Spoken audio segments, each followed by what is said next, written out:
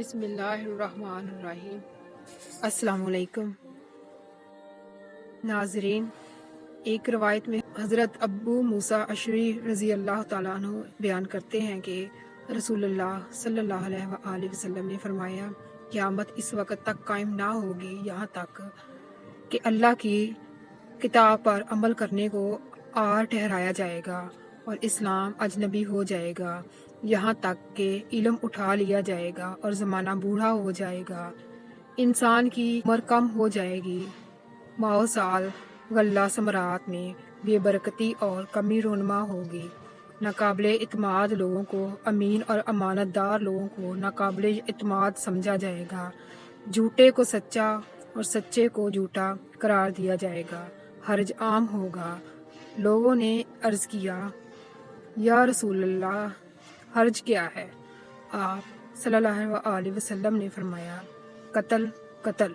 اور یہاں تک کہ اونچی اونچی عمارتیں تعمیر کی جائیں گی اور ان پر فخر کیا جائے گا، یہاں تک کہ صاحب اولاد عورتیں غمزدہ ہوں گی اور بے اولاد خوش ہوں گی، ظالم حسد اور لالچ کا دور دورہ ہوگا، علم کے سوتے خشک ہوتے جائیں گے اور جہالت کا سیلاب امڑ آئے گا، اولاد غم و غصہ کا موجب بنے ہوگی اور موسم سرما میں گرمی ہوگی، یہاں تک کہ بدکاری علانیہ ہونے لگے گی۔ ان حالات میں زمین کی تنابیں کھینچ دی جائیں گی۔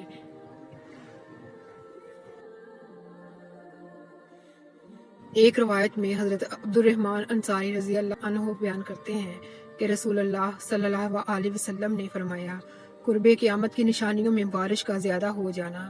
فصلوں کا کم ہو جانا، قرا کا زیادہ ہو جانا اور شرعی احکام کی سمجھ بوجھ رکھنے والے فقہا کا کم ہو جانا، عمرہ کا زیادہ ہو جانا اور امانت داروں کا کم ہو جانا شامل ہے۔ اسی طرح ایک اور روایت میں بھی ہے،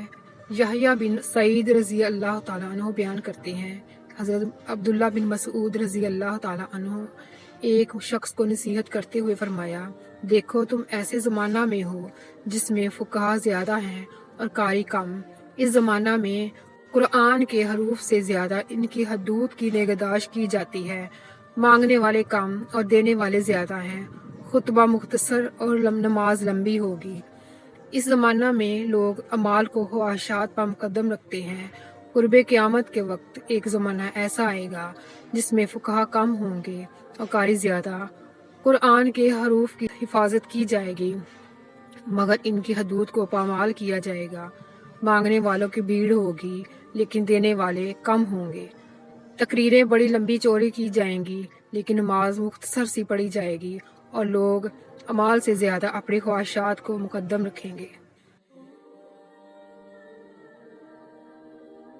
اسی طرح حضرت عبداللہ بن مسعود رضی اللہ تعالیٰ عنہ نے فرمایا، تم پر ہر آئندہ سال پہلے سے برا آئے گا،